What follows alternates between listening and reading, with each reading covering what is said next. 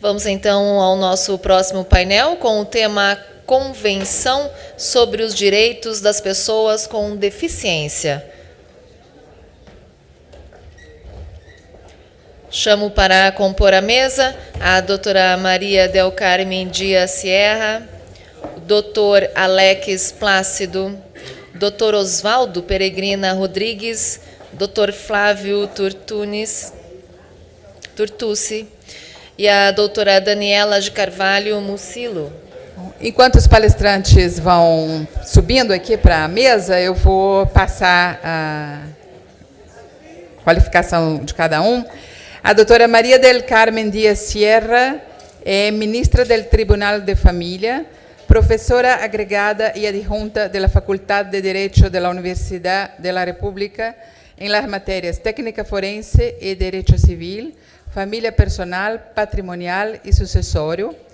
É professora da Faculdade de Direito da Universidade de la Empresa, máster em Direito de la Empresa por la Universidade de Montevideo, autora de publicações nacionais e internacionais, publicando um livro por la Faculdade de Direito de la UDELAR e la Fundação de Cultura Universitária, que refere a la incapacidade, inhabilitação e direitos humanos. O Dr. Alex Plácido é abogado por la Faculdade de Direito e Ciências Políticas de la Universidade de Lima e magíster em Direito em la Escuela de Posgrado de la Pontificia Universidade Católica del Perú. Docente e investigador em matéria jurídica, com menção em Direito de Família, Direito del Niño e Adolescente e Direito de Sucessões em las Faculdades de Direito de la Universidade Peruana de Ciências Aplicadas, Universidade San Ignacio de Loyola, Universidade del Pacífico e Universidade de San Martín de Porres. Además de professor principal de la Academia de la Magistratura del Perú. Miembro de la Asociación Latinoamericana de Magistrados, funcionários, profissionais e operadores de la niñez, adolescência e família, membro del IBDFAM e da Academia Euroamericana de Direito de Família.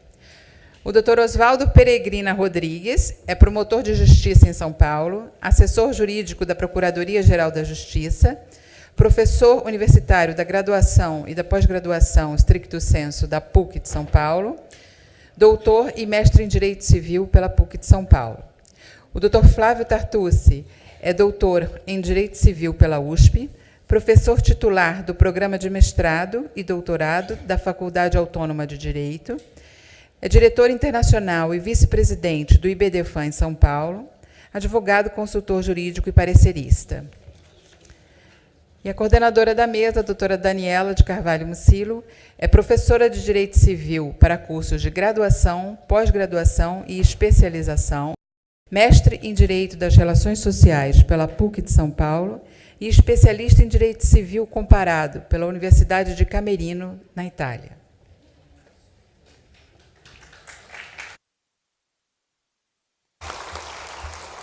Bom dia a todos, é sempre um prazer estar nesta casa, com esta plateia tão seleta, né, e bem animada para os trabalhos de hoje, que prometem ser longos. Como nós estamos realmente muito apurados no tempo, já passo a palavra, seguindo a ordem do programa, primeiro para a doutora Maria del Carmen Dias Sierra. E o tema deste painel é a questão da incapacidade, Convenção sobre os Direitos das Pessoas com Deficiência, Convenção que trata sobre a questão, né, da incapacidade civil e das pessoas com deficiência. Passo a palavra à nossa primeira palestrante. Bueno, bom dia e obrigado, é o único que sei em português. Pero como en Uruguay hablamos portuñol, yo entiendo el portugués. Espero que ustedes puedan comprender lo que hablo. Ayer en una cena que se hizo, el doctor Paulo Zulema, dan como uno de los objetivos de esta asociación el poder intercambiar posiciones, leyes, lo que sucede en diferentes países y podernos escuchar. Entonces, yo vengo a plantear un problema, o no,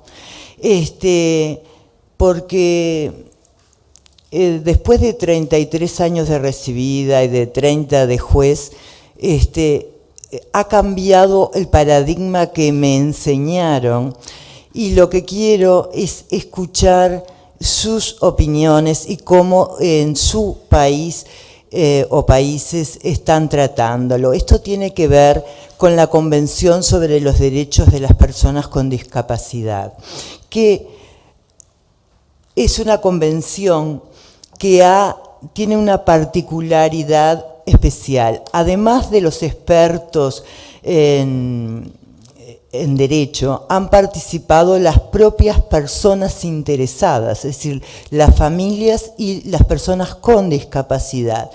Y ellos han puesto esta frase: nada sobre nosotros sin nosotros, por lo cual se pretende que todo lo que se legisle sobre el derecho de las personas con discapacidad y todas las políticas sociales tengan especial intervención ellos. Y una de las cosas que yo voy puntualmente a hablar de la Convención es el artículo 12 de la Convención, que da capacidad de ejercicio o de goce, como quieran, a todas las personas. Porque esta Convención lo que pretende es eliminar el asistencialismo que hay para las personas con discapacidad. Ese asistencialismo que se vio reflejado en el derecho y en las normas de derecho. Ellos pretenden que la discapacidad sea vista como una cuestión de derechos humanos, y los modelos de tratamiento que se han reflejado en el derecho pasen a un derecho, a un modelo social. Ellos hablan de que en la Edad Media y en Grecia existía el modelo de prescindencia, es decir, aquellos en el cual las causas de discapacidad eran religiosas, o porque se había ofendido a los dioses, o porque los padres habían hecho algo malo. Y generalmente la persona con discapacidad era una carga para sí y para la familia, y las respuestas sociales que habían para las personas con discapacidad era prescindir de ellas. En un primer momento en forma de políticas de eugenésicas, que todavía hoy hay abortos concediendo el aborto porque puede presentar algún problema, y políticas de exclusión.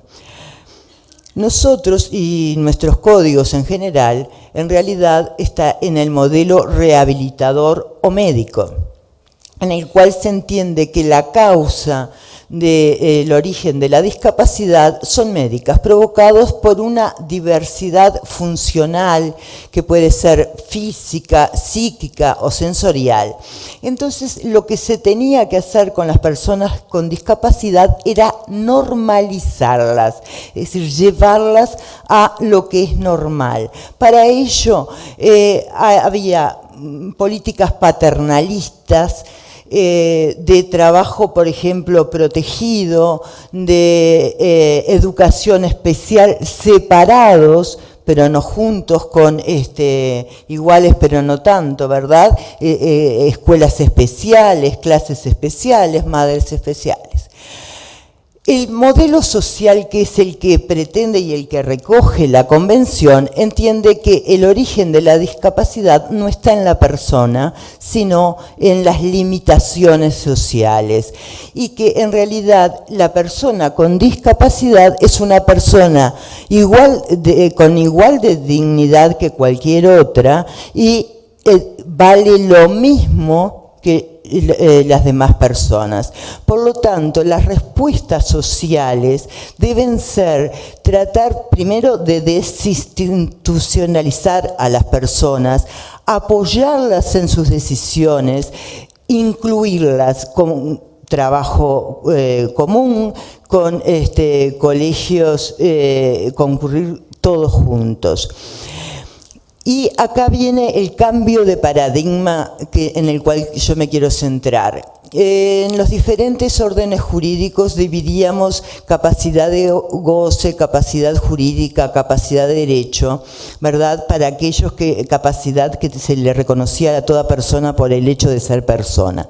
Pero por otro lado estaba la capacidad de ejercicio, o la capacidad de obrar, o la capacidad de hecho, que se le reconocía a algunas personas, en general a todas las personas mayores de edad, pero cuando esa persona tenía cierta discapacidad intelectual o psicosocial, se le nombraba un curador que iba a ser sustituido su voluntad por la del curador que iba a obrar en su interés. ¿Sí? El nuevo paradigma del artículo 12 de la Convención es que en realidad son todas las personas que deben decidir por sí mismas, no importa su grado de discapacidad. Lo que tendrán que tener es mayor o menores apoyos para tomar sus decisiones y salvaguarda para evitar los abusos de esos apoyos.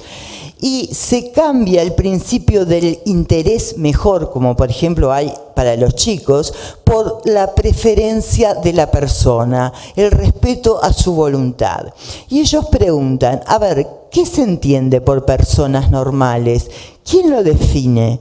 ¿Cómo sabemos que una persona es normal? ¿Usando qué parámetros los médicos? Determinando si pueden realizar tal o cual actividad. Yo siempre digo en mis clases, yo soy muy mala para las matemáticas, por lo tal me tendrían que declarar discapacitada porque tengo una discapacidad allí, ¿verdad? Entonces, ¿cuándo es la discapacidad que me tienen que sustituir la voluntad y cuándo no es?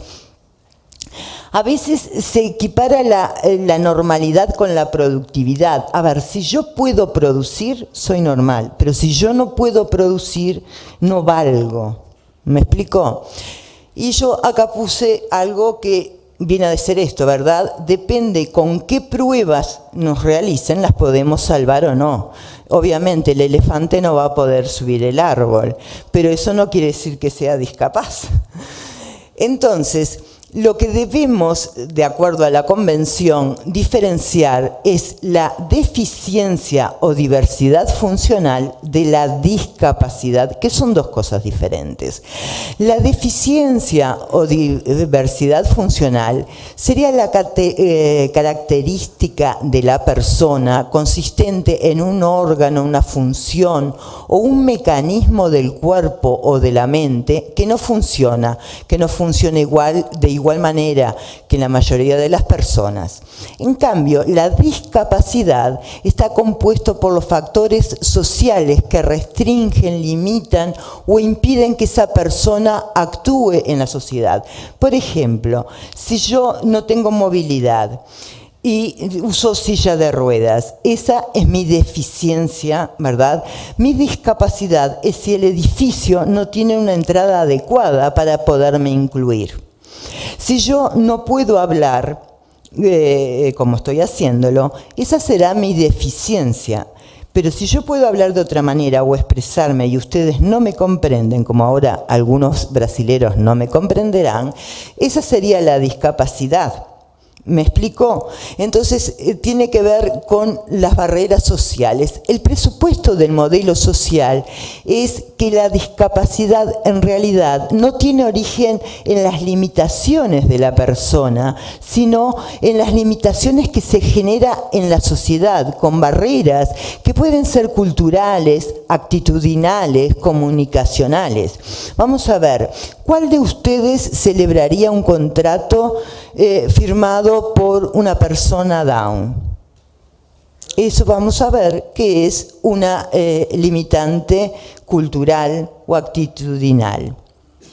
Dice, sostienen estas personas que las personas con discapacidad tienen la plena autonomía que tienen las otras personas y tienen que tener la independencia para tomar sus sus decisiones, y la discapacidad debe dejarse de entender como un problema de enfermedad a entenderse como una cuestión de derechos humanos. No se debe tratar de rehabilitar a la persona, sino lo que hay que rehabilitar es la sociedad. Acá yo también se los voy a dejar, así que no se apuren a copiar, varios principios o normas que se dictaron antes de la convención tratando de llevar esto, hasta que llegó la Convención sobre las personas con discapacidad, que no da nuevos derechos, no crea nuevos derechos. Lo que trata de hacer es que las personas con discapacidad sean visibles. Y yo la visibilidad la veo así. En mi país, por ejemplo, yo no veo muchas personas andando en silla de ruedas. Hace poquito fui a Oporto y había un montón de personas con silla de rueda. Y entonces la diferencia ¿cuál era? Que en Oporto, Portugal, tenían toda la locomoción, se podía entrar, todas las veredas estaban bien, ¿verdad? En mi país no todos los coches pueden manejarse, las veredas están mal, por lo tanto la gente está recluida. Ahí la limitante es de la sociedad. ¿Por qué no se pueden incluir? Porque la sociedad no los incluye. Cuando dan un informativo en mi país, no todos los países hablan con la ley de señas. Entonces, la persona que es sorda no es una persona que no sea capaz, simplemente no me entiende, como puede ustedes no entenderme o como puedo yo no entender a alguien que hable en ruso, pero no es cuestión de discapacidad. Esta convención, esto lo saqué de Wikipedia, así que puede tener, yo también googleo para sacar y piratear alguna imagen. Son los países que ratificaron la convención y los que han firmado. Después de la Convención de los derechos, sobre los derechos del niño, es la convención que más adhesiones y ratificaciones ha tenido. Todos los países americanos, ahí están las leyes, yo después le dejo el PowerPoint, la presentación, han hecho leyes tratando de adecuar su legislación interna a la convención, también España. Inclusive la Convención Interamericana de todas las formas de discriminación contra las personas con discapacidad, que fue aprobada, se acuerdan, en el año 99, ha tenido una reforma para dejar sin efecto o interpretó el artículo 1, 2, inciso B, porque allí se habla de que los estados pueden, para el bienestar de la persona, y no se considera discriminatorio, declararlos incapaz. Y hoy eso, para la Convención, es discriminación. Así que los principios de la Convención es el respeto de la dignidad humana y entiende como dignidad humana el poder de la libertad de tomar decisiones, las propias decisiones, y por las propias personas, que no se los discrimina, que se los incluye en la sociedad. Ahora, las personas a veces debemos separar lo que es autonomía moral de lo que es autonomía funcional. Yo puedo tener algún problema que no puedo desplazarme por mí misma y debo tener una ayuda, o no puedo comer por mí misma y necesito a alguien que me ayude. Eso es un problema de autonomía funcional, pero no de autonomía moral. Y eso es lo que dice la Convención, que hay confusión. Debemos respetar las decisiones de las personas, aunque se equivoquen, porque en realidad nosotros que nos consideramos normales, ¿cuántas decisiones nos hemos tomado equivocadas? Y no por eso nos declararon incapaces. Eso es lo que dicen ellos, y tienen razón. Entonces, la concepción de discapacidad dice que es un concepto que evoluciona. En todos nuestros países, la mujer en su tiempo fue una persona que se casaba y era incapaz. Y hoy no podríamos tolerarlo, por lo menos en el occidente. Es decir, los niños hoy le preguntamos su voluntad y lo tenemos en cuenta en el proceso. Ahora, eso hace 15 años para atrás a nadie se le ocurría. Entonces, eso está en lo que evoluciona. Otra cosa son las barreras que se ponen. En realidad, lo que tenemos que hacer la sociedad es quitar esas barreras. Barreras que pueden ser en la actitud, barreras que pueden ser en lo físico, barreras que pueden ser en lo cultural. Eso es lo que nos piden. Y con sacando esas barreras, darle a ellos el acceso a poder ser uno más entre nosotros. Y entonces la Convención define en su piso más bajo lo que se entiende por discapacidad. Y ahí dice, se incluyen. Es decir, no es una definición cerrada, sino una definición abierta. Aquellas personas que tengan deficiencias físicas, mentales, intelectuales o sensorial a largo plazo, que al interactuar con diversas barreras puedan impedir su participación plena y efectiva en la sociedad, en igualdad de condiciones.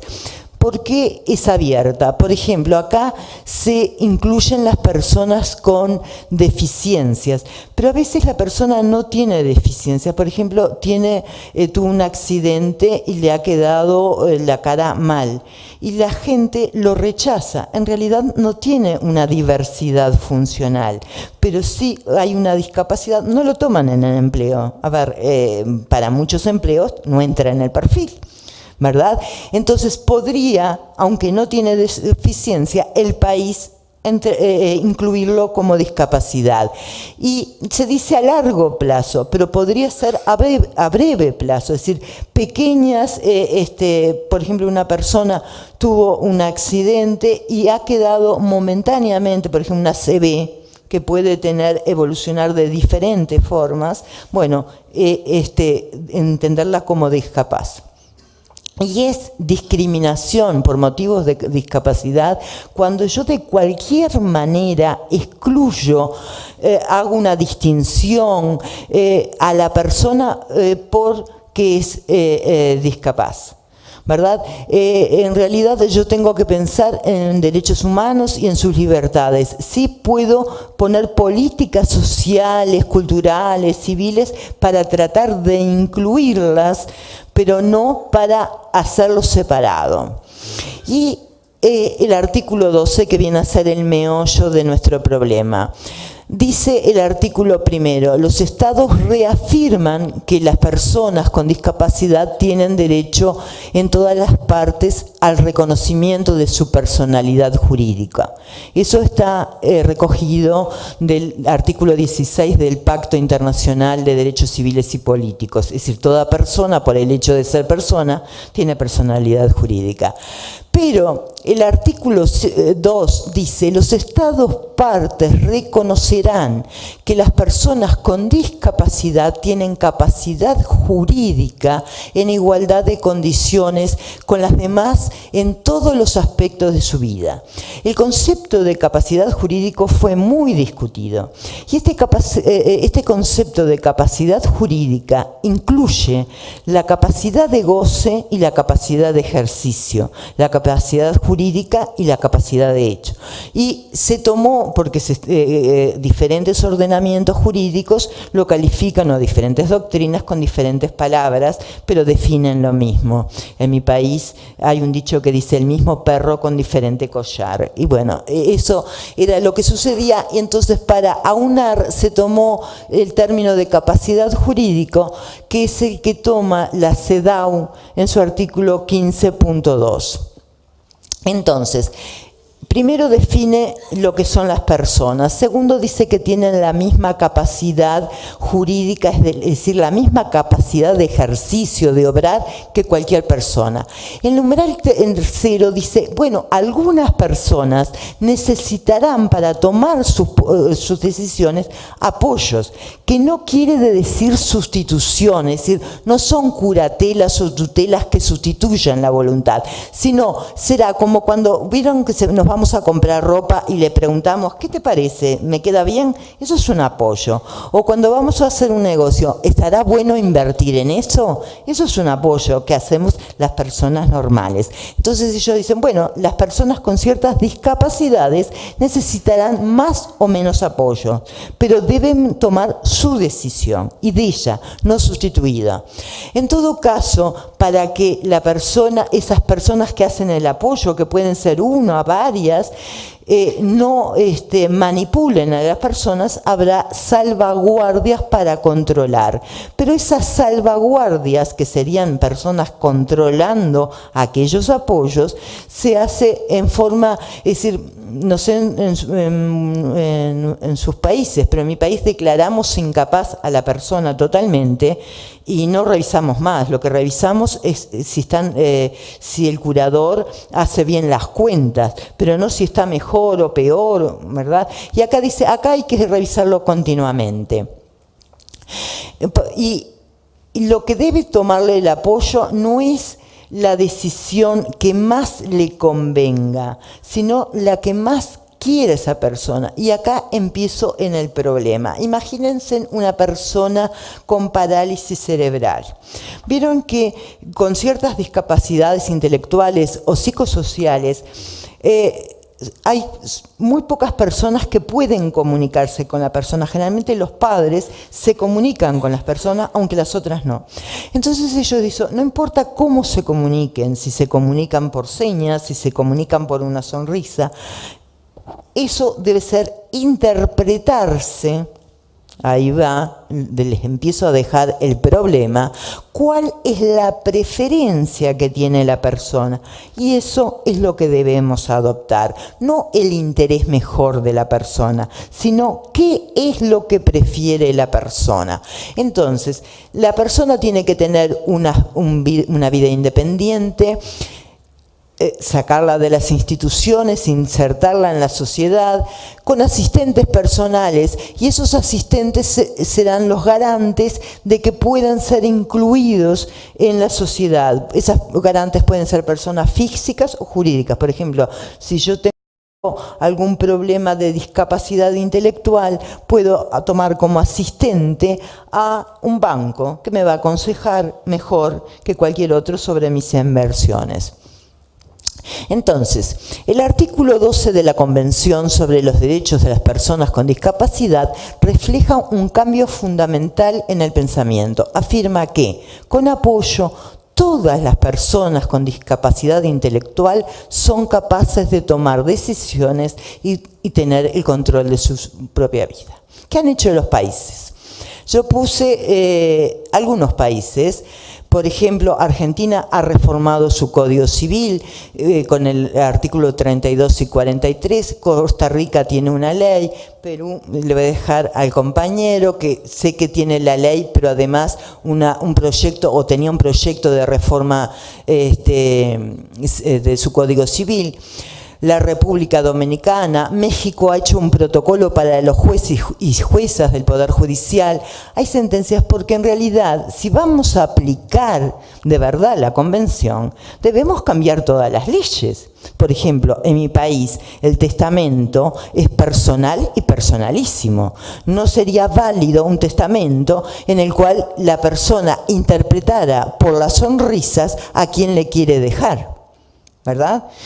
O un contrato, le alquilo o no le alquilo, es decir, en eso habría que cambiar todo, cosa que en realidad, si bien el Uruguay dice que toma toda la Convención, no ha tomado. Yo, como integrante del Poder Judicial,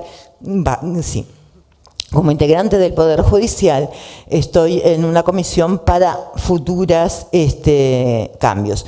Bueno, como me quedan 5 minutos, lo que les voy a decir es, primero, todas esas leyes que yo le nombré, en realidad cuando tratan de acoger la convención hablan de discapacidad, de diseño universal, de trabajo, de todas esas cosas, pero ninguna hace el cambio transversal del artículo 12.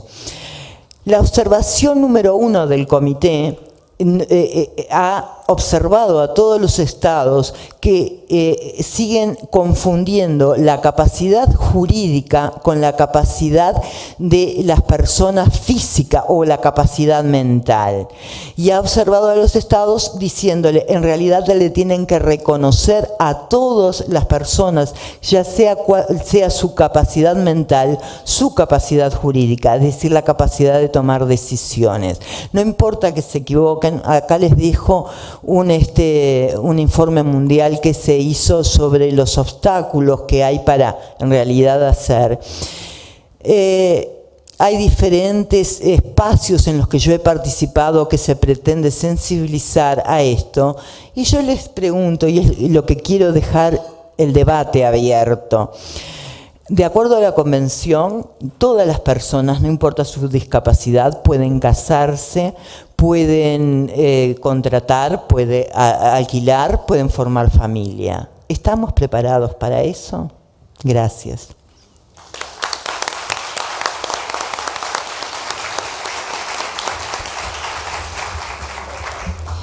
Eu agradeço a participação da doutora Maria del Carmen. Passo rapidamente a palavra ao nosso próximo palestrante, o doutor Alex Plácido.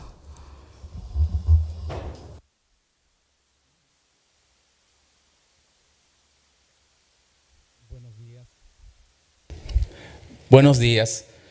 Mis primeras palabras para agradecer a la Academia Euroamericana por esta invitación. Somos de Perú. No es la primera vez que estamos en este hermoso país, Brasil. Y he tenido otra vez el gusto de encontrarme con amigos que ya he conocido aquí. Y bueno, quiero advertir 2 cositas antes de comenzar. La primera, mucho de lo que dijo ya nuestra colega de Uruguay, algo estaba en nuestras presentaciones. Vamos a avanzar entonces y quizás el tiempo lo dedicaremos a otras cuestiones.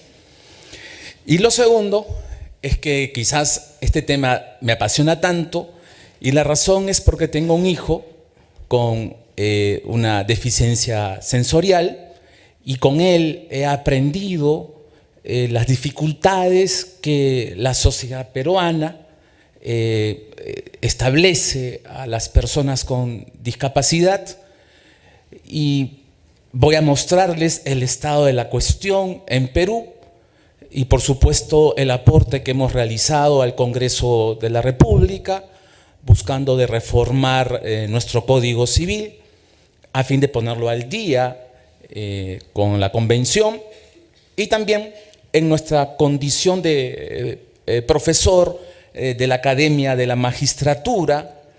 Hemos logrado sensibilizar a los magistrados peruanos porque entendemos que el recurso al control de la convencionalidad, que en este caso está bastante desarrollado en este lado del planeta, está colocando hoy énfasis para que, no obstante que el legislador no reforma la ley, el juez viene aplicando la convención directamente y resolviendo las cosas de esa manera.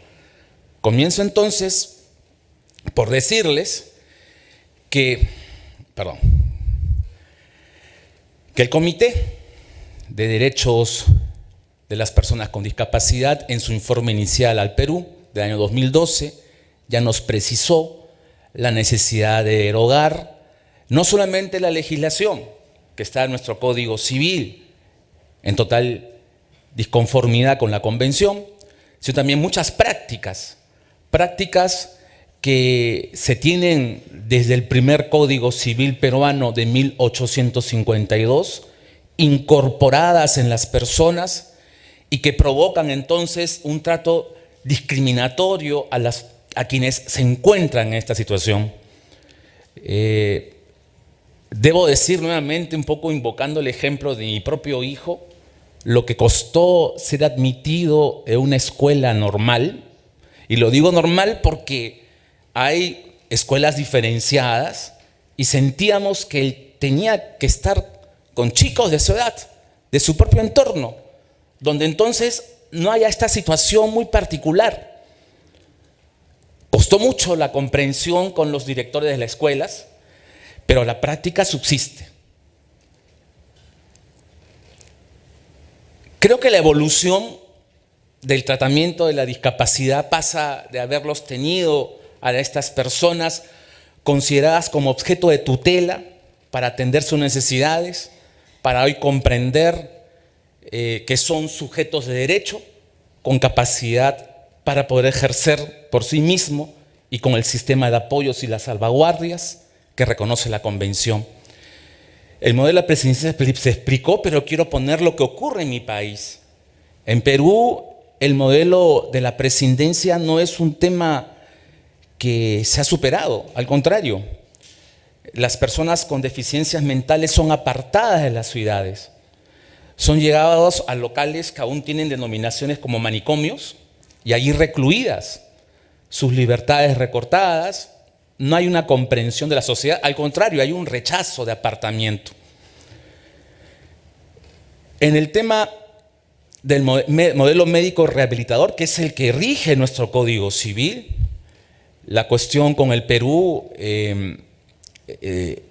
pasa por tener una práctica que tiene la denominación de teletones, donde se busca la colaboración y el apoyo de la población para atender a las personas, pero el mecanismo siempre es uno de mostrar a estas personas con grandes discapacidades, principalmente físicas, buscando la caridad, de una visión lastimera de ellas, y nunca ha sido una visión, por el contrario, positiva.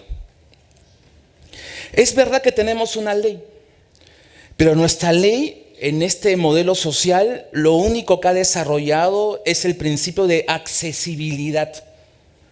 Está destinada a que todo el entorno urbano se adecúe para permitir que puedan desplazarse. Aún no es una realidad nacional, pero nuestra ley se preocupa solo de ese tema. Y en cuanto al modelo de derechos, seguimos nosotros con el sistema de sustitución en la toma de decisiones, y es muy difícil comprender el cambio del paradigma hacia el sistema de apoyos. Lo digo nuevamente por la experiencia propia que hasta ahora me toca vivir. Mi hijo con esta deficiencia sensorial ha sido admitido en una universidad y a pesar de ello el entorno no le es accesible, no cuenta con los medios. Claro, sus padres estamos para apoyarlo y creo que eso lo ayuda mucho, pero la sociedad peruana, el gobierno peruano no está en esa misma línea. Nuestro Código Civil, creemos del año 84, conserva normas que datan desde 1852 en este modelo de presidencia y el médico rehabilitador. Claro, declara como regla general que todas las personas mayores de edad son capaces de ejercer sus derechos, pero al renglón seguido admite la idea de los absolutamente incapaces, no solamente desconociendo la Convención sobre los Derechos del Niño, sino también claramente la Convención que nos toca, y siempre los temas de las deficiencias de orden mental son los de mayor preocupación para calificarlas como absolutamente incapaces.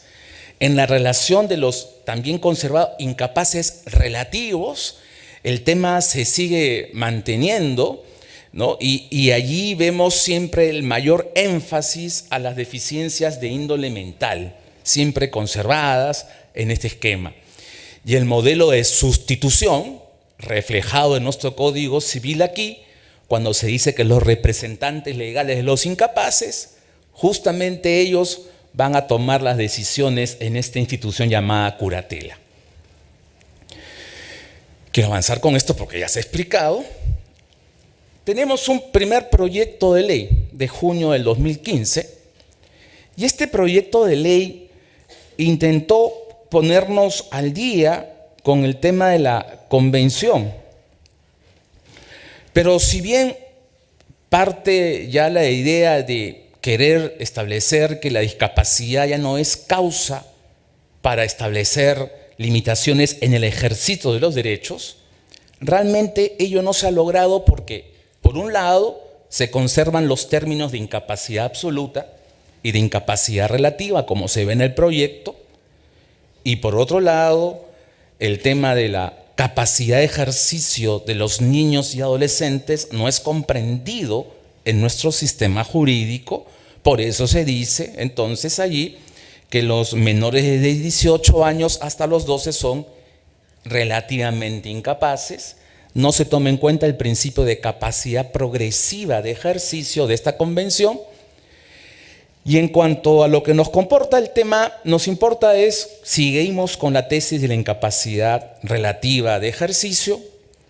Claro, se dice que solo por ley puede establecerse restricciones a la capacidad de ejercicio de la persona, pero definitivamente por la conservación de prácticas discriminatorias en nuestro país, no cabe duda que esas leyes van a apuntar a las deficiencias de índole mental, no obstante que quizás estas se pretenden suprimir en lo formal.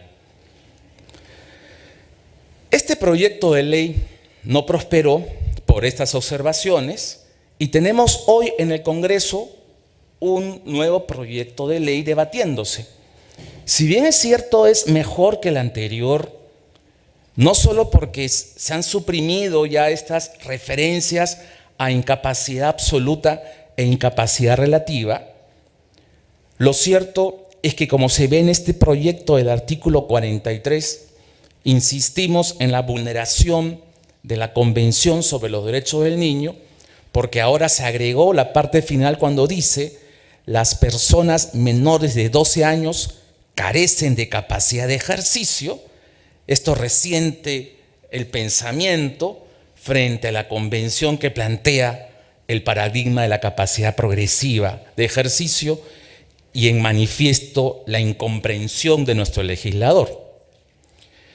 Pero igual, si bien es cierto, ya entramos a la tesis del sistema de apoyos y de las salvaguardias en el artículo 45, en el 44 se deja la puerta abierta para estas prácticas que aún perduran y que definitivamente no se van a suprimir con un cambio de la ley.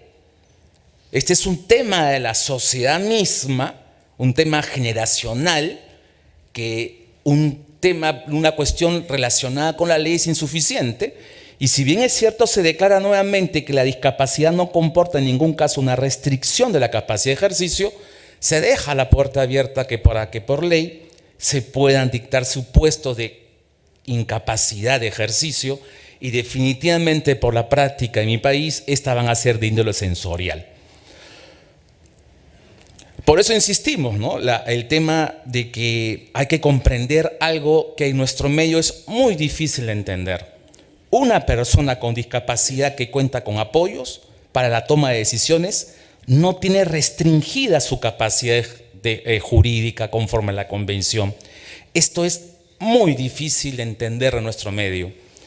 Frente al proyecto que se ha visionado, hemos hecho este aporte de nuestra parte para mejorar el proyecto, buscando quizás en una insistencia pedagógica como profesor, porque no tenemos la costumbre en nuestro medio jurídico de integrar el estudio de los tratados de derechos humanos, y por tanto creemos que un texto que quizás no sea uno de política legislativa adecuado, pero sí en una visión pedagógica, puede instruir al legislador en una materia que no investiga.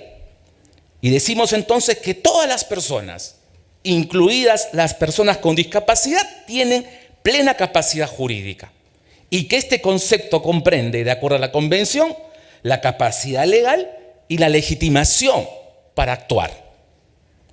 A renglón seguido, queremos entender la idea de la convención, porque la discapacidad por sí misma no es un supuesto de limitación de la capacidad jurídica, y queremos señalar entonces que la discapacidad puede ser causa para la determinación de medidas de apoyo. Es decir, hay que analizar cada caso, porque no todo supuesto de deficiencia va a generar la necesidad de un mecanismo de apoyo. Y la regla en este tema, ¿no?, es que para la determinación se apreciará lo que hace ordinariamente la persona con discapacidad, lo que necesita hacer y lo que no puede hacer por sí misma. Y es para esto último en que se debe implementar esos mecanismos de apoyo o de asistencia. La decisión del juez, entonces, pasa por una visión funcional, en la que la cosa no sea solamente analizar el grado o tipo de discapacidad, sino sobre todo lo que la Convención quiere establecer como sería para la Convención sobre los Derechos del Niño, el principio del interés superior del niño.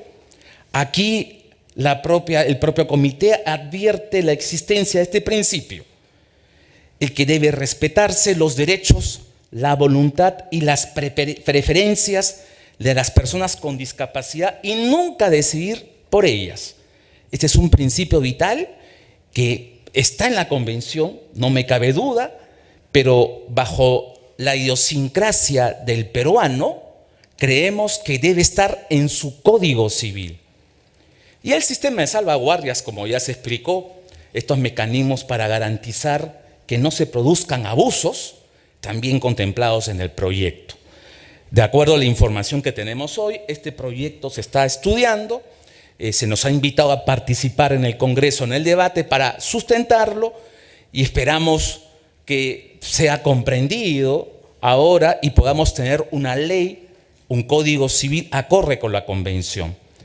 Pero como les decía al inicio de esta ponencia, realmente el tema donde se ve el derecho vivo es en la magistratura, en nuestro poder judicial. El control de la convencionalidad es el recurso, y sigue siendo hoy el recurso, para que el artículo 12 de la Convención tenga real y plena vigencia.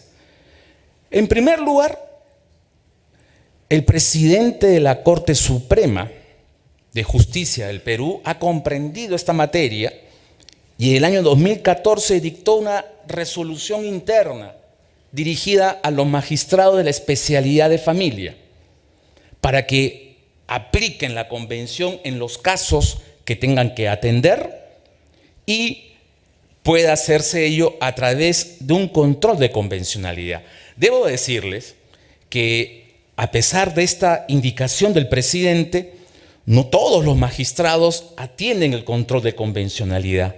Es muy difícil esa comprensión de que de un sistema de muchos años, bajo la idea de la interdicción y la restricción de la capacidad, de pronto el cambio del paradigma para entenderlo por parte de los magistrados.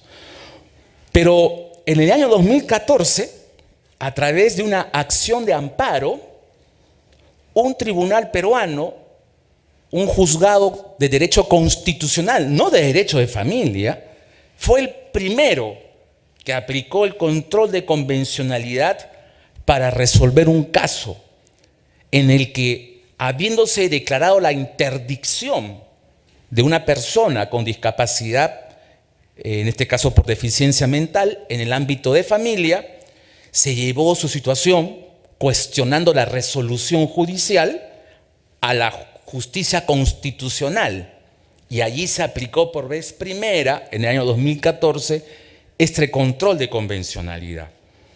Lamentablemente, este primer precedente es eso solamente. ¿Por qué?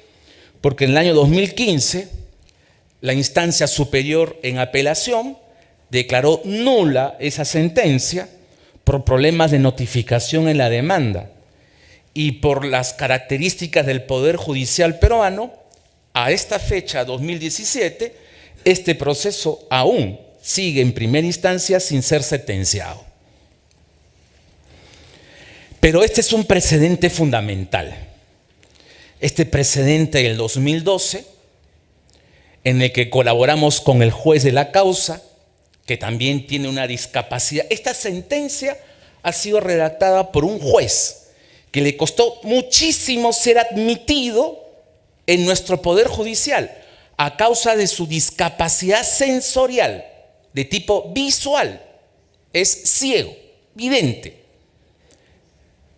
Y colaboramos con él en la formulación de su sentencia, que por cierto, él la desarrolló de mejor manera, y su limitación no fue una limitación. Por el contrario, le permitió un desarrollo no propio de nuestros magistrados, una sentencia de más de 60 páginas para aplicar el control de convencionalidad. Esta sentencia se encuentra hoy ante nuestra Corte Suprema. Y es que, de acuerdo con la legislación peruana, cuando un juez de primera instancia aplica control de convencionalidad, que tiene el mismo nivel que el control de constitucionalidad, y ninguna de las partes apela, como ha ocurrido, porque nadie impugnó la sentencia, es elevada en forma obligatoria a la Corte Suprema. Y hoy esta cuestión se encuentra para la decisión de la Corte Suprema peruana. Marcará un precedente, y creemos que la Corte está comprendiendo ello, que la Corte Suprema peruana marque el precedente. Va a estar dirigido hacia el Congreso también, para que entonces la ley esté adecuada a la Convención. Para concluir, como decíamos al principio, la realidad jurídica peruana, la Convención no es realmente de una aplicación total, de una aplicación integral. Subsisten leyes acordes con el modelo médico rehabilitador, con aquel sistema de la sustitución en la toma de decisiones, prácticas inveteradas de muchos años, totalmente discriminatorias, una sociedad peruana que no llega a comprender, y por lo mismo un legislador que no está atento al cambio de paradigma. Pero estamos revisando nuestra legislación. Queremos adecuarla al artículo 12. Es verdad que el camino que ha tomado nuestro poder legislativo es incipiente, ¿no? Hay un proyecto, hay aportes, creemos que se está dando el debate, como se decía en Uruguay también. Las personas se han reunido en asociaciones, las personas con discapacidad se han reunido en asociaciones y también postulan la tesis todo sobre nosotros sin nosotros. Pero es el Poder Judicial peruano el que tiene hoy la batuta para dar un precedente fundamental y de comprensión. Y ese fundamento de comprensión es el que me tocó vivir. Recuerdo cuando nació mi hijo, como cualquier persona, me pregunté ¿por qué? ¿Por qué me tocó a mí así? Pero hoy digo, muchas gracias Dios. Gracias, señores.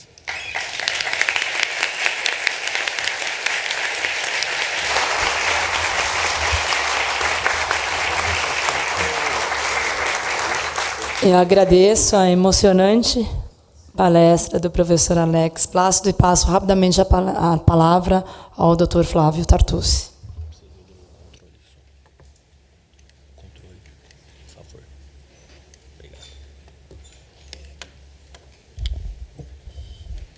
Buenos dias, bom dia a todos. Quero primeiro agradecer o convite que me foi feito pela Academia Euro-Americana de Direito de Família, na pessoa do Dr. Paulo Nisi Silva, doutora Adriana, Dr. Cássio. Quero cumprimentar todos que nos assistem aqui pessoalmente em São Paulo. É uma grande honra para nós receber esse evento. Quero cumprimentar também dois grandes professores nossos que estão aqui presentes, o professor Euclides de Oliveira, nosso decano do IBDFAN de São Paulo, grande doutrinador, professor Rolfo Madaleno, referência para todos nós. Cumprimentar essa mesa, é uma honra participar na sequência de dois grandes eventos de debate do direito de família. E gostaria primeiro de trazer uns rápidos esclarecimentos sobre a nossa realidade do Estatuto da Pessoa com Deficiência, que foi a norma que regulamentou a Convenção de Nova York no Brasil. O Brasil ratificou e regulamentou o tratamento da matéria no ano de 2016, só que nós temos uma série de problemas para resolver. Problemas graves, porque, na minha opinião, o tratamento que foi feito no Código Civil, e especialmente a não percepção do nosso legislador da vigência do novo CPC, do novo Código de Processo Civil no Brasil, trouxe uma série de problemas. E, pelo menos a realidade que eu tenho visto aqui em São Paulo e tenho ouvido dos meus alunos, é que o Estatuto da Pessoa com Deficiência e a Convenção de Nova York aqui no Brasil eles têm sido simplesmente desconsiderados por muitos julgadores. Os julgadores estão aplicando o sistema anterior. Por quê? Porque a lei não foi bem tratada pelo nosso legislador. No Brasil, professores de fora, nós temos um ditado, que eu não sei se se aplica para os países de vocês, acredito que não, porque nós temos leis que pegam e leis que não pegam. Quer dizer, leis que são efetivamente aplicadas e leis que não são aplicadas. E é o que está acontecendo hoje com o nosso Estatuto da Pessoa com Deficiência, por conta de problemas técnicos que eu vou procurar mostrar para vocês. Já conversei com o professor Osvaldo, nós temos uma posição, em alguns pontos, parecida a respeito dessa regulamentação, porque eu vou mostrar para vocês, existem, na verdade, 3 correntes doutrinárias no Brasil sobre essa regulamentação. Uma corrente que é totalmente contrária, é contrária à Convenção de Nova York, que entende que não deveria ter ocorrido essa mudança de paradigma, de tratar a pessoa com deficiência como vulnerável e passar a tratar a pessoa com deficiência como igual. Eu não estou filiado a essa corrente. Existe uma outra corrente que é muito entusiasta, né, que só mostra as coisas boas, não mostra os problemas. E existe uma corrente intermediária, na qual estou filiado, que vê que o Estatuto da Pessoa com Deficiência no Brasil é uma boa lei para a pessoa com deficiência, mas que trouxe uma série de problemas que eu vou procurar mostrar aqui, especialmente nos artigos 3º e 4º do Código Civil, do nosso Código Civil brasileiro. Muito bem, primeiramente, no caso brasileiro, acredito que na maioria dos países, a Convenção de Nova York, por força do nosso texto constitucional, artigo 5º, parágrafo 3º, tem força de emenda à Constituição. Ela tem força de emenda constitucional, porque se trata de uma convenção de direitos humanos que foi ratificada, passou por todo o procedimento. E eu costumo dizer que não é só a Convenção de Nova York que tem força de emenda constitucional. O Estatuto da Pessoa com Deficiência também tem força de emenda constitucional. Então, existem doutrinadores que sustentam, dentro daquela corrente que é totalmente contrária à Convenção de Nova York, a inconstitucionalidade do Estatuto da Pessoa com Deficiência. Isso não tem menor fundamento jurídico. Por quê? Porque, pelo contrário, o Estatuto da Pessoa com Deficiência tem força de emenda. Então, não é possível sustentar a sua inconstitucionalidade, muito pelo contrário. Bom, seguindo, já foi dito aqui, a Convenção de Nova York tem alguns princípios: o princípio da dignidade, o princípio da autonomia individual, o princípio da liberdade, o princípio da não discriminação, a igualdade de oportunidades. E eu gosto sempre de fazer uma afirmação. Com o Estatuto da Pessoa com Deficiência entrando no nosso sistema com força de emenda, houve uma substituição do paradigma da dignidade e vulnerabilidade pela dignidade e igualdade. Claro que isso traz problemas. Por exemplo, para o direito civil, na teoria geral do direito civil, um prazo prescricional corre normalmente em relação à pessoa com deficiência. A responsabilidade civil não está mais submetida à responsabilidade civil especial no nosso Código, artigo 928. A responsabilidade civil da pessoa com deficiência é uma responsabilidade civil como qualquer outra. E, no ponto de vista contratual, uma pessoa com deficiência pode contratar livremente. E aí você vai dizer, e se houver algum problema na vontade? Os problemas da vontade são resolvidos pela teoria geral do negócio jurídico, com os vícios tradicionais dos negócios jurídicos: erro, dolo, coação, estado de perigo, lesão e fraude contra credores. E, eventualmente, se tivermos fraudes processuais, com a fraude de execução, ou, eventualmente, com a simulação. Então, esse foi um propósito. E os senhores podem pensar, isso é um completo absurdo. Não, porque a Convenção de Nova York traz essa premissa. Eu gostei muito de uma frase da doutora Maria del Carmen Sierra, que eu vou passar a utilizar, que, na verdade, não é a pessoa que tem que se adaptar à sociedade, mas a sociedade que tem que se adaptar à pessoa. Então, aqueles que são críticos gostam de usar um exemplo. Por exemplo, em frente a uma escola de pessoa com deficiência, alguém coloca lá um stand para vender produto. E as pessoas acabam contratando as pessoas com deficiência em clara situação de lesão. Senhores, se vocês repararem, em qualquer aeroporto do Brasil, tem um stand que você vai lá, faz uma assinatura de revista, e que, na verdade, aquilo é um golpe, né? Porque você ganha uma mala, e as pessoas celebram. Não precisa ter incapacidade ou deficiência para entrar nesse tipo de negócio. E se a gente fosse fazer uma análise pontual, 90%, até mais do que isso, 90% das pessoas no nosso país não sabem o que estão contratando. Eu gosto sempre de usar o exemplo de aquisição da casa própria no Brasil, que é um contrato que tem mais ou menos 22 abusividades. Se as pessoas parassem para pensar, as pessoas não celebravam, mas a maioria não para pensar. Então, o tráfego contratual já propicia essa realidade. Já propicia que as pessoas, eventualmente, celebrem os contratos e que caiba, eventualmente, uma discussão de vício do negócio jurídico. Erro, dolo, coação, os vícios tradicionais. Bom, uma outra questão que também gera debate diz respeito ao artigo 6º do Estatuto da Pessoa com Deficiência. Porque esse artigo prevê que a pessoa com deficiência ela sempre terá capacidade civil plena para aquilo que a lei chama de atos existenciais familiares. Como se casar, constituir união estável, praticar ato reprodutivo e, a última previsão, exercer a adoção. Então, uma dúvida que surge. E só uma rápida anotação. Quando a gente pensa na pessoa com deficiência, a gente geralmente pensa na pessoa que tenha um problema mental. Mas se vocês fizerem qualquer estudo de gráfico, de estatística, a grande maioria das pessoas com deficiência, mais de 80%, tem deficiência visual, auditiva ou física. Então, nós temos sempre o costume de pensar na pessoa com deficiência mental e esquecendo que essas pessoas não são a regra, são exceção.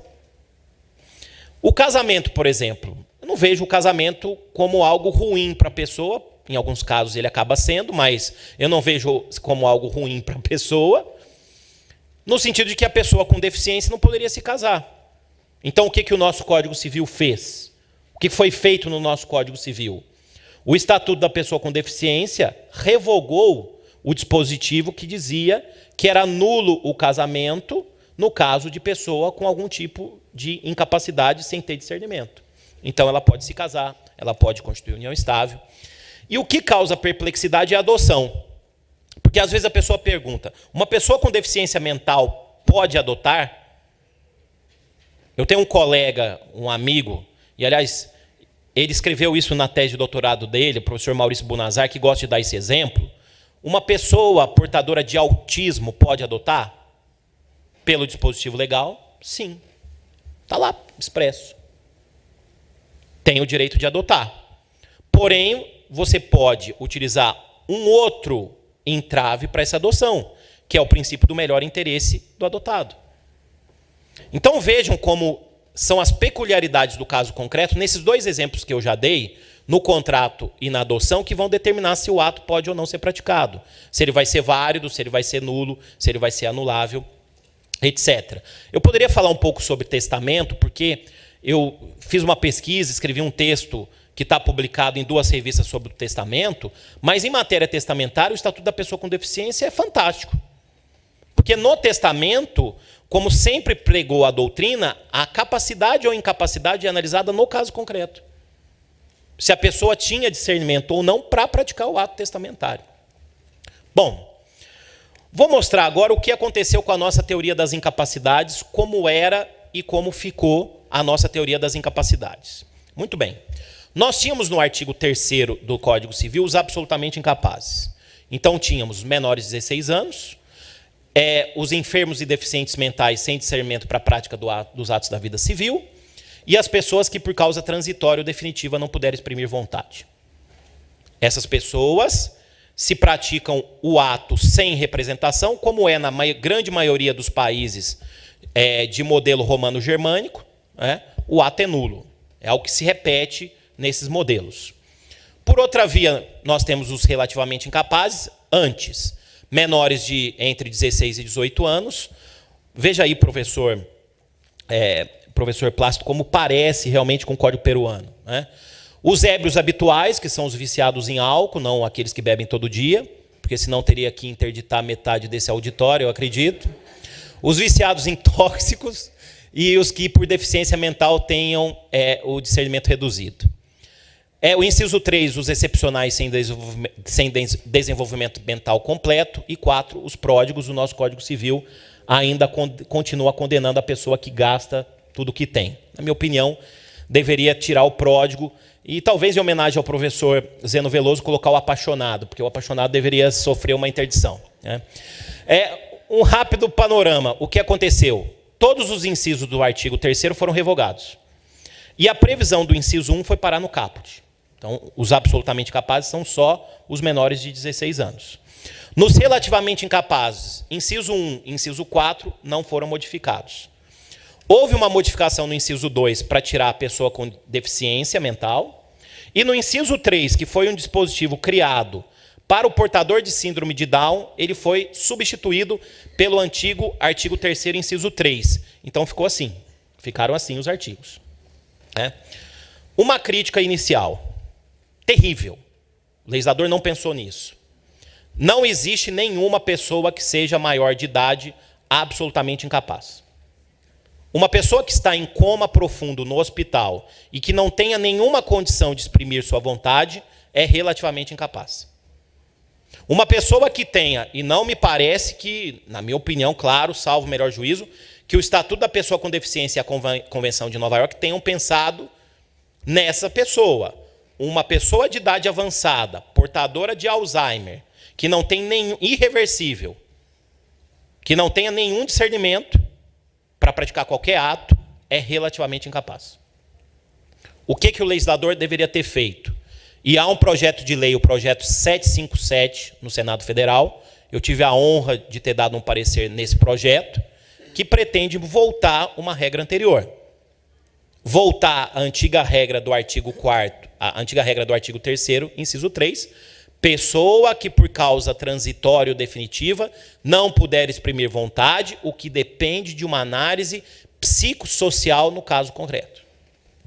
Isso é urgente, porque esse é um grande problema que nós temos no Estatuto da Pessoa com Deficiência. A gente ensina, imaginem para nós que somos professores, ensinar para um aluno de primeiro ano de faculdade que uma pessoa que não tenha nenhuma vontade é relativamente incapaz. Isso não faz o menor sentido. Isso não vai atingir o Estatuto da Pessoa com Deficiência. Quem o Estatuto pretende proteger?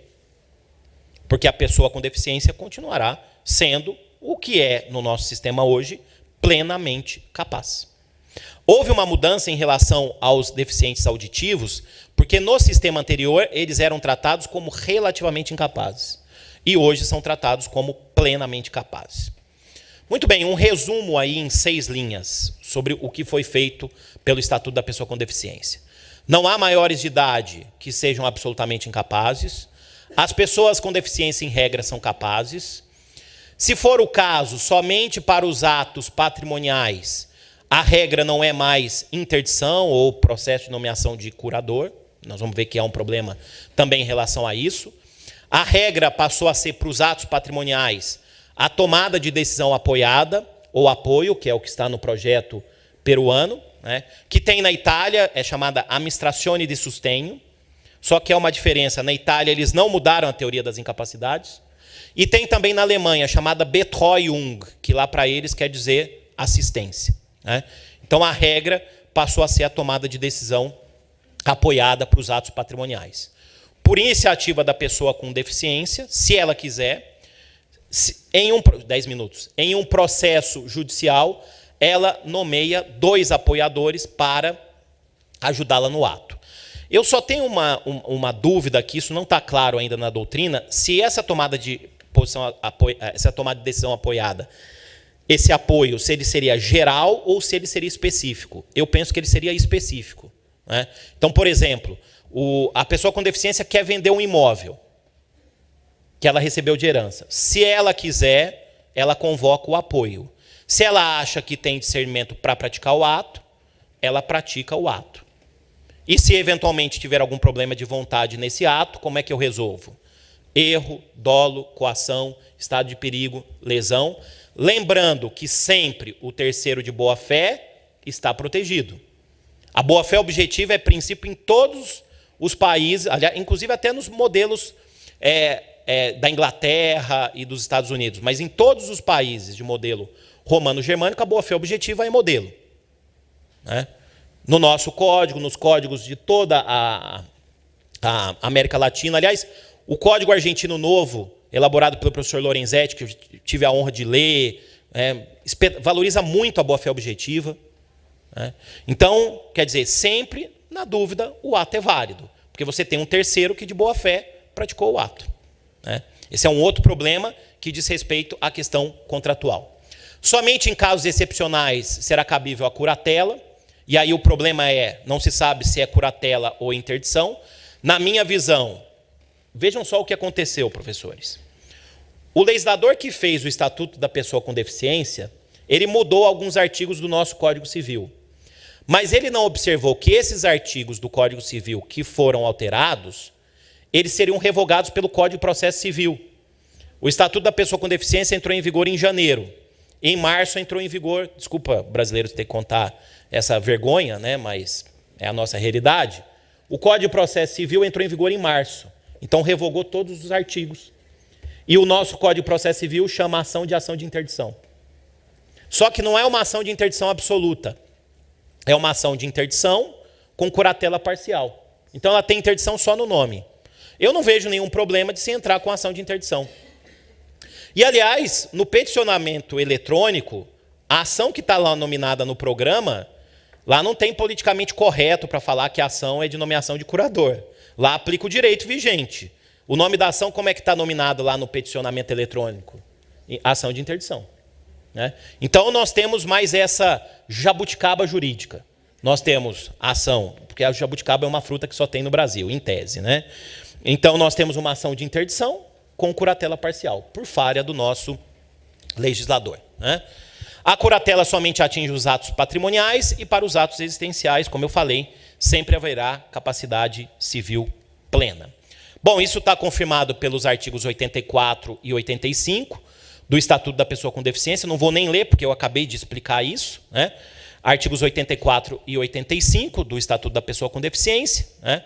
Então, esse artigo diz: a curatela afetará tão somente os atos relacionados aos direitos de natureza patrimonial e negocial, né? E eu quero mostrar aqui para vocês, para encerrar, alguns problemas que acho que temos que resolver. Bom, aqui já falei, temos duas correntes. A corrente dos críticos, Zé Fernando Simão, Vitor Kimpel, condenam, acham que foi desastroso. Segunda corrente, do Paulo Lobo, Joiciane Bezerra, Rodrigo da Cunha Pereira, Pablo Stouze, Nelson Rosenwald, elogiando, acham que o Estatuto da Pessoa com Deficiência é uma norma de avanço. Eu estou filiado à segunda corrente, mas acho que temos problemas a resolver, né?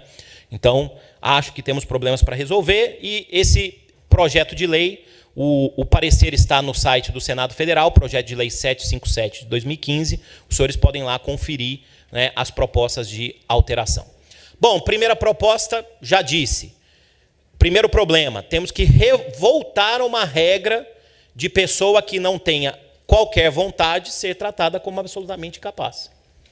Isso é fundamental. Pessoa em coma, pessoa que não tenha nenhuma vontade, 5 minutos, por problema de idade avançada.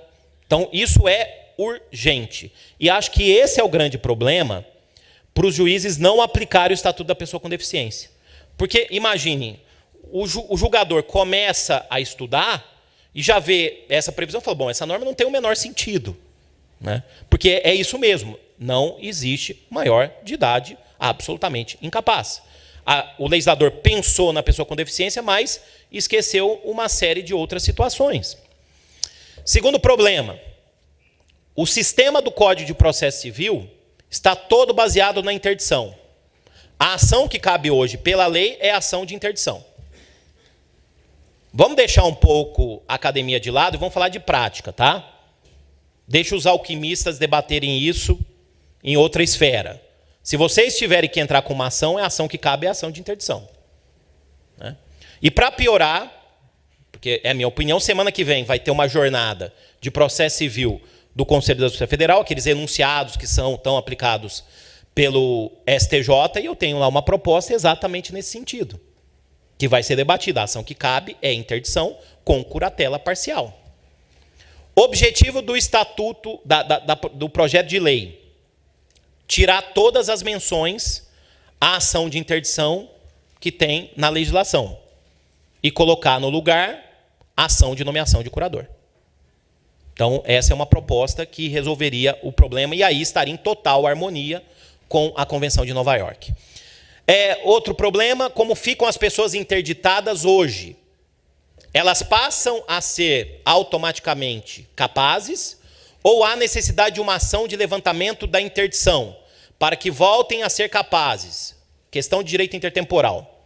Duas correntes. O professor Zé Fernando Simão entende que essas pessoas passam a ser automaticamente capazes. Com todo respeito, não concordo. Concordo por uma questão de respeito ao ato jurídico perfeito, que tem previsão constitucional, que há necessidade de um levantamento da interdição para que essas pessoas voltem a ser capazes. Por uma questão de segurança jurídica, sigo aí as palavras do Pablo Stolze. E para terminar, já disse aqui que estou filiado à segunda corrente, aquilo que eu chamo de atropelamentos legislativos. Eu disse, vejam só para terminar, o novo Código de Processo Civil revogou os artigos 1768 a 1773 do Código Civil, todos eles alterados pelo Estatuto da Pessoa com Deficiência. Foram revogados. E aí nós temos vários problemas. O projeto de lei visa retornar esses artigos. Uma coisa que não é cabível hoje, que deveria ser. Né? A própria pessoa com deficiência pedir a autocuratela. Estava no Estatuto da Pessoa com Deficiência, só que o dispositivo foi revogado. Hoje, pelo direito posto no Brasil, pela lei brasileira, para os nossos problemas internos, é possível a própria pessoa com deficiência pleitear a sua autocuratela ou interdição? Não, porque o artigo está revogado. O artigo 1768 do Código Civil ele está revogado.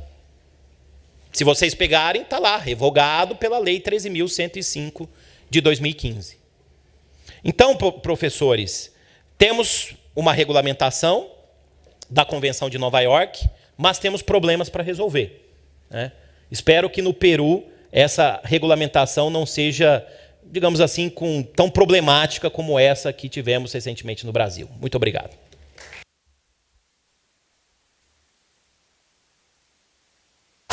Agradeço, doutor Flávio, pela brilhante exposição e já passo a palavra ao doutor Oswaldo Peregrina.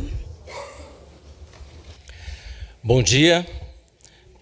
Quero cumprimentar a mesa, na pessoa da doutora Daniela Mucilo, aproveitando também para agradecer o convite que me foi formulado pelo doutor Cássio Namur, para aqui comparecer e falar algumas palavras a respeito da Convenção sobre os Direitos das Pessoas com Deficiência e o Estatuto da Pessoa com Deficiência, que foi a nossa norma regulamentadora dessa convenção. Fica um pouco difícil para mim falar a respeito disso, depois da brilhante apresentação do professor Flávio Tartucci, e que em muitas coisas eu reprisarei o que ele falou. Mas, já que estou aqui, tentarei, dentro do possível, desempenhar a minha função. O Estatuto da Pessoa com Deficiência ele foi editado em decorrência da Convenção. Isso está expresso no seu artigo 1º. É instituída a Lei Brasileira de Inclusão da Pessoa com Deficiência, o Estatuto destinado a assegurar e promover, em condições de igualdade, o exercício dos direitos e das liberdades fundamentais por pessoa com deficiência, visando a sua inclusão social e a sua cidadania. O que significa dizer que o Estatuto também define, seguindo a regra da Convenção, quem é ou quais são as pessoas com deficiência. O artigo 1 da Convenção, que é praticamente reprisado pelo artigo 2º do Estatuto, diz que pessoas com deficiência são aquelas que têm impedimentos de longo prazo de natureza física, mental, intelectual ou sensorial, os quais, em interação com diversas barreiras, podem obstruir sua participação plena e efetiva na sociedade em igualdade de condições com as demais pessoas. Então, o primeiro aspecto que eu levanto e coloco é o seguinte: a Convenção e o Estatuto, por conseguinte, pretendeu proteger, assegurar todos os direitos e interesses de toda e qualquer pessoa com deficiência. Lembrando que quando nós falamos em deficiência, como a própria definição nos apresenta, o tipo legal, essa deficiência ela tem vários sensores, ela tem vários sentidos. E dentro da deficiência dos sentidos, nós temos vários graus de deficiência. Então nós queremos e pretendemos proteger e garantir os direitos e os deveres de toda e qualquer pessoa com deficiência, independentemente do sentido dessa deficiência e do grau dessa deficiência. Na minha ótica, essa é a pretensão da Convenção e essa é a pretensão do Estatuto da Pessoa com Deficiência, ou seja, garantir a inclusão de toda e qualquer pessoa com deficiência, garantindo a sua cidadania, ou seja, garantindo os seus direitos, garantindo os seus deveres e garantindo a proteção e o exercício desses direitos e desses deveres. Os princípios gerais já foram postos aqui, que consta da Convenção, não vou reprisar, só lembrando, dentre eles, a igualdade de oportunidades. E o artigo 6º, que também foi posto, mas preciso repetir, dizendo que a deficiência não afeta a plena capacidade civil da pessoa, inclusive para casamento, união estável, relações sexuais, reprodução, planejamento familiar, direitos de família, seguindo a ótica dos artigos 22 e 23 da Convenção. Portanto, em princípio, toda e qualquer pessoa com deficiência, não importa o sentido dessa deficiência, não importa o grau dessa deficiência, é uma pessoa que tem plena capacidade civil. Quando nós falamos em capacidade, nós temos que lembrar que ela envolve direitos e deveres. Envolve não só a titularidade desses direitos e deveres, envolve o exercício desses direitos e deveres.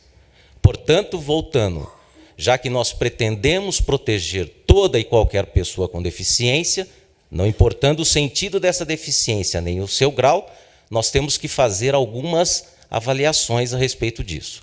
O artigo 3º, que foi modificado, hoje só são absolutamente capazes no nosso sistema jurídico as pessoas com menos de 16 anos. As demais pessoas maiores, elas poderão, mesmo com deficiência, ser plenamente capazes, ou, dependendo do sentido ou dependendo do grau dessa deficiência, ela será uma pessoa relativamente incapaz.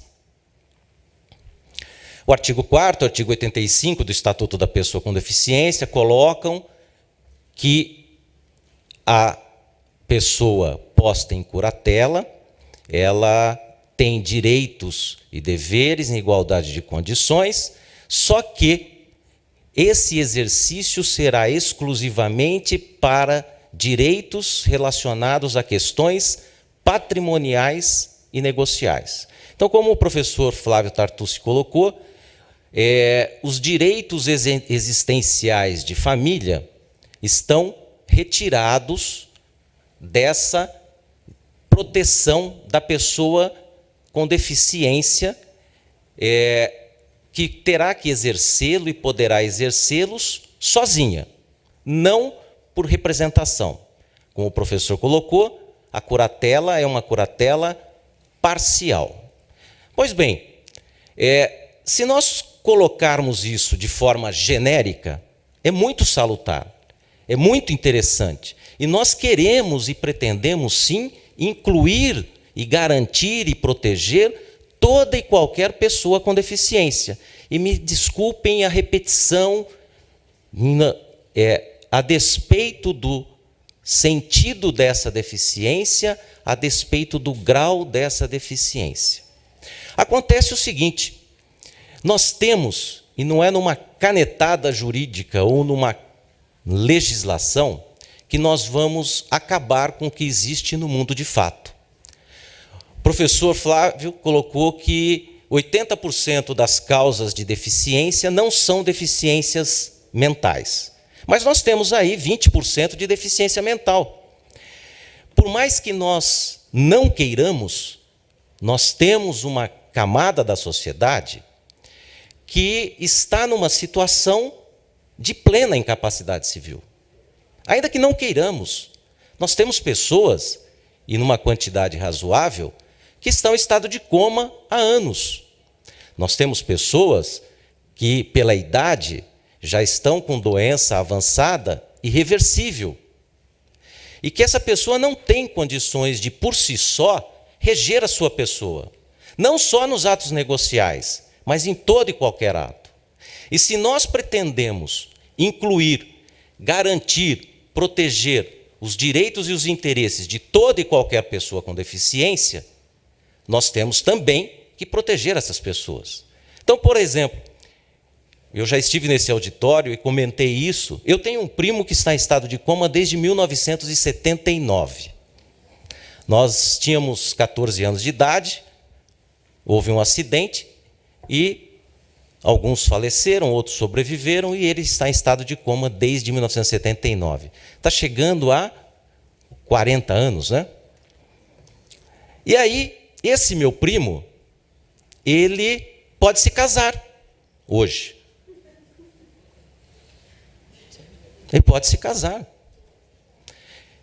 Ele pode ter filhos, em tese. Aliás, ele pode deixar um testamento. Testamento, mas é ato, tem aspecto patrimonial. Bom, mas ele pode reconhecer a paternidade de alguém? Ou não é? Então, tem algumas preocupações que eu coloco nessa situação, que eu falo que vamos proteger todos, vamos garantir, vamos sim. Eu não sou contra o Estatuto, não sou contra a Convenção, aliás, quem sou eu para ser contra, né? Mas nós temos que pensar em incluir, em garantir, em proteger toda e qualquer pessoa com deficiência, ainda que seja uma camada de 20%. E aí algumas preocupações com essa diferença do artigo 3º e artigo 4º. As nulidades, o ato praticado pelo absolutamente incapaz é nulo, pelo relativamente incapaz é anulável. Prescrição, ela não corre em relação ao absolutamente incapaz, corre em relação ao relativamente. A decadência se aplica a mesma teoria da prescrição. A doação, por exemplo, a pessoa absolutamente incapaz, ela pode receber doação e ela não precisa manifestar a sua vontade, ela não precisa aceitar. A relativamente incapaz precisa. O testamento, a questão que eu coloquei para os colegas.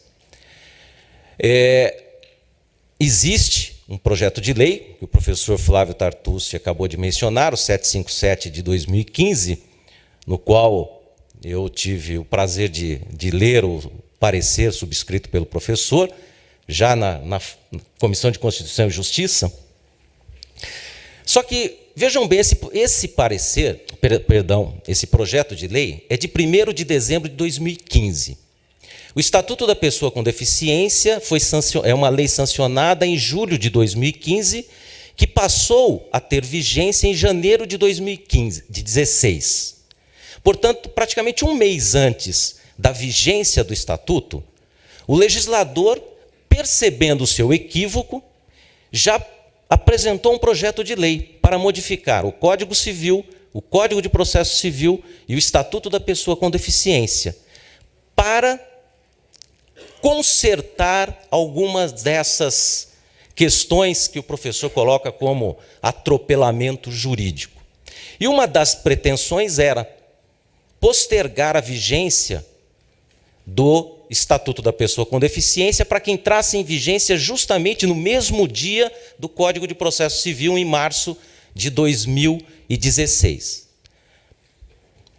Sabemos que de lá para cá o que aconteceu? De lá para cá aconteceu que esse projeto já foi aprovado com substitutivo na Comissão de Direitos Humanos e desde junho de 2016 está na Comissão de Constituição e Justiça.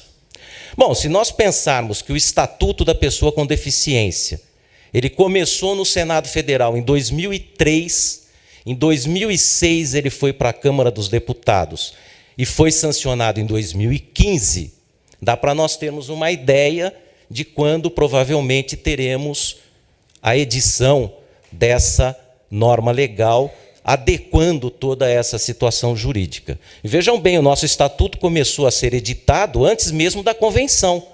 A convenção é de 2007. 2009? A regulamentação, mas ela foi assinada acho que em 2007. Então, antes dela, o nosso estatuto já estava na Câmara dos Deputados desde 2006. Bom, então nós teremos que fazer o quê? Porque a situação está posta e nós queremos incluir e proteger toda e qualquer pessoa. Primeiro, questão básica de todo e qualquer negócio jurídico e, por conseguinte, de todo e qualquer ato jurídico. É a vontade, é a manifestação de vontade. Agora, eu preciso saber se a pessoa que manifestou a vontade, primeiro, se ela tem discernimento da vontade manifestada. Porque não basta ter manifestado a vontade. Ela sabe qual é a vontade. Porque, por exemplo, quem aqui teve a infelicidade de ter algum ente conhecido que teve um AVC. E você vai visitar essa pessoa, ela olha para você, ela sorri, ela abana a mão, você fala, me dá um beijo, ela te dá um beijo. Então ela manifestou a vontade? Manifestou. Mas será que ela tem discernimento? Será que ela sabe quem sou eu? Será que ela sabe para quem ela está jogando um beijo? Não sei. E, aliás, tem pessoas com deficiência que nem a vontade tem de manifestar. Falei do meu primo, está há 14 anos na cama, olhos fechados. 14 anos, não. Quase 40 anos, né? Nesse estado, nem a vontade. Bom, então como faremos isto? Como proteger essas pessoas também? Na minha ótica, a lei de introdução nos diz que nós temos que utilizar a analogia, os costumes, os princípios gerais de direito, aplicar a lei conforme a sua finalidade social, o seu bem comum. E para isso nós temos alguns princípios que nos dão um norte. A cidadania, dignidade da pessoa humana, o princípio da igualdade. E lembrando que quando nós falamos em cidadania, cidadania é ter direitos, é o direito a ter direitos e poder exercer esses direitos que eu tenho. Isso é ter cidadania. Lembrando que a nossa Constituição foi editada num momento em que nós não tínhamos a garantia dos nossos direitos, a certeza da proteção dos nossos direitos quando houve a edição da Constituição em 1988. E quando nós falamos em igualdade nós temos que lembrar que às vezes eu preciso desigualar para que a pessoa ou para que as pessoas estejam em igualdade de condições. Certo? E aí existem outros princípios da proteção integral. Proteção integral de quem? Da pessoa com deficiência. a prioridade absoluta na proteção dos direitos da pessoa com deficiência. O melhor interesse de quem? Da pessoa com deficiência. Para quê? Para que haja a plena e total inclusão de toda e qualquer pessoa com deficiência, mesmo aquela que está numa situação que nem tem condições de manifestar a sua vontade, ou cuja vontade é manifestada, mas eu não tenho certeza, eu não tenho como aquilatar, eu não tenho como avaliar se ela tem discernimento da vontade manifestada. Lembrando que, utilizando aqui por analogia, 2 artigos, um do Estatuto da Criança e do Adolescente e outro do Estatuto do Idoso, que tratam da pessoa em situação de risco pessoal ou social. E me desculpem aqui, talvez, a minha elucubração, mas eu acho que, neste caso, nós podemos utilizar a omissão do Estado como paradigma para dizer que a pessoa com deficiência, nessas situações que não está amparada pelo Estatuto da Pessoa com Deficiência, para que nós possamos proteger os seus direitos e os seus interesses. Por quê? Porque o próprio Estatuto fala que essa pessoa com deficiência, ela está em estado de vulnerabilidade. A própria Convenção nos diz, no artigo 12, que os Estados, em igualdade de condições com as demais pessoas em todos os aspectos da vida civil. Igualdade de condições, sim, desde que a pessoa tenha condições de exercer por si só esses direitos. Mas a própria Convenção diz: incluam salvaguardas apropriadas e efetivas para prevenir abusos.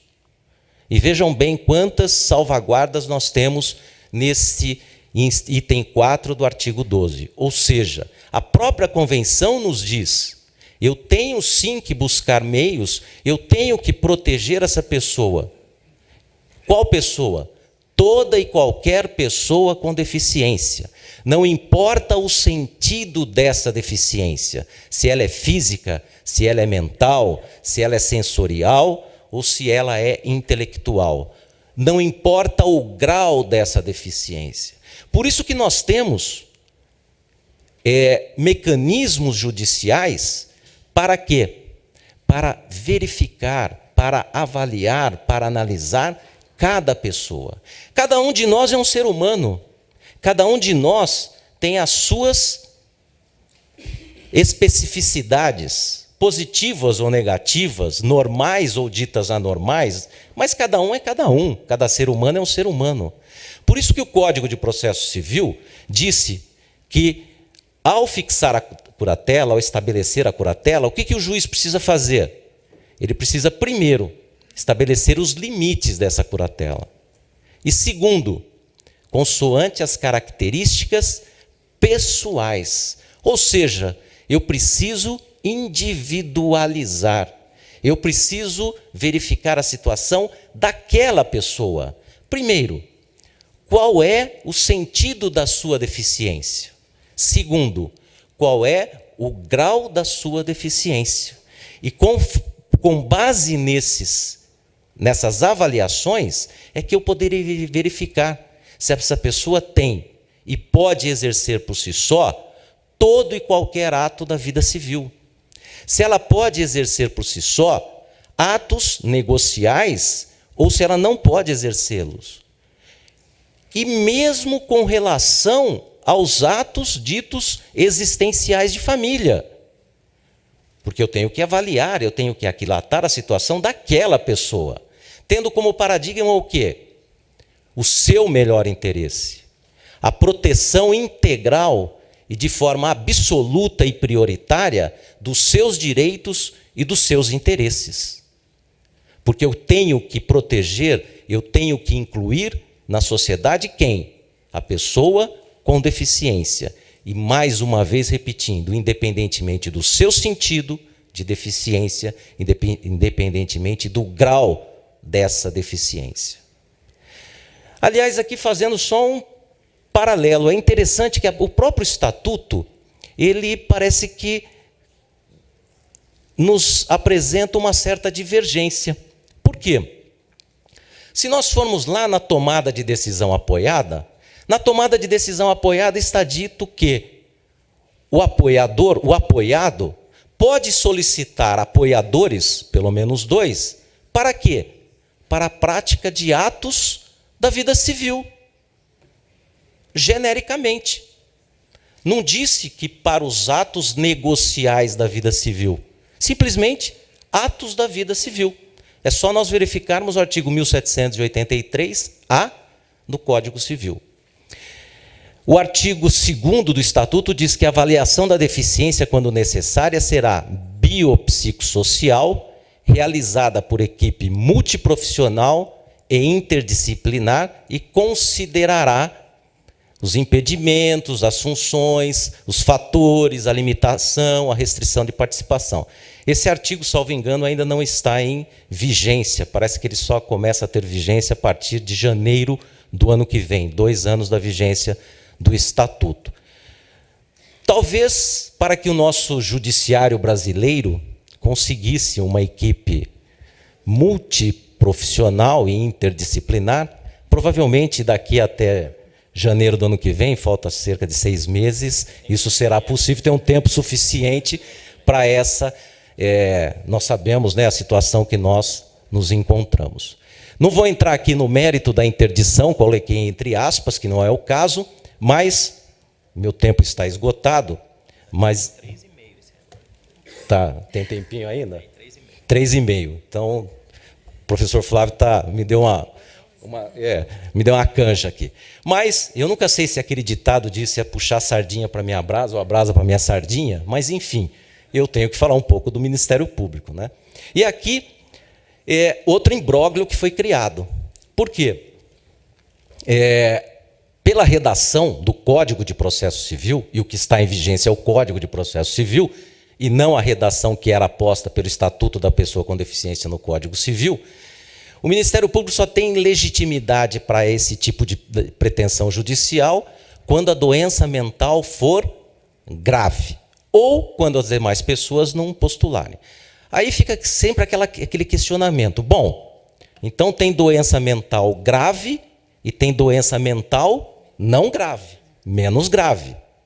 Segundo, para que eu possa promover essa pretensão, eu, promotor de justiça, eu tenho que entrar com o pedido e já na petição inicial eu tenho que ter o quê? Toda a avaliação da pessoa. Porque eu tenho que demonstrar que aquela pessoa que eu estou tentando proteger os direitos, ela tem uma doença mental grave. Então, já que nós teremos a possibilidade de uma tutela antecipada, imediata, que o juiz pode na petição inicial, porque já tem um laudo. Não, não. Nós temos que lembrar que a Constituição da República diz que o Ministério Público ele protege os interesses sociais e os interesses individuais indisponíveis.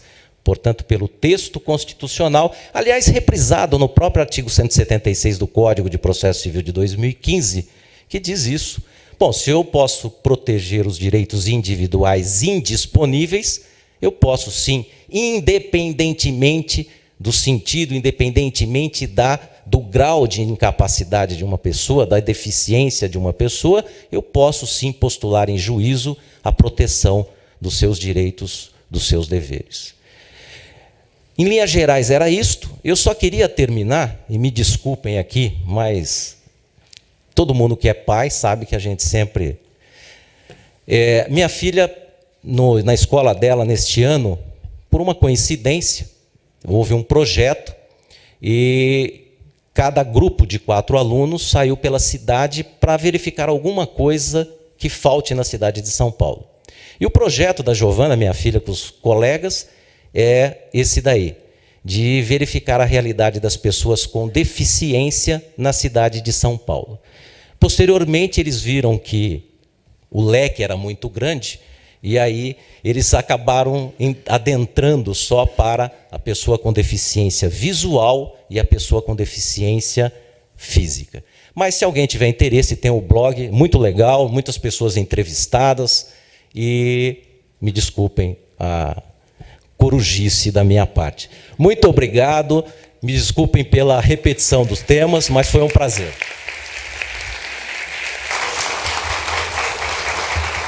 Agradeço, doutor Osvaldo, pela palestra excelente, como todas que aqui se apresentaram. Encerro esse painel, que foi, na verdade, um convite para que todos nós possamos olhar não apenas a vulnerabilidade dos outros, mas também as nossas, né? Para que saibamos que talvez um dia nós, isso para quem já me ouviu falando sobre esse assunto, que é um assunto recorrente, que eu gosto muito, né? Saibamos que talvez um dia nós estaremos, né, ali submetidos ao Estatuto da Pessoa com Deficiência. Não sabemos o que nos aguarda, felizmente. Tá bom? Muito obrigada a todos.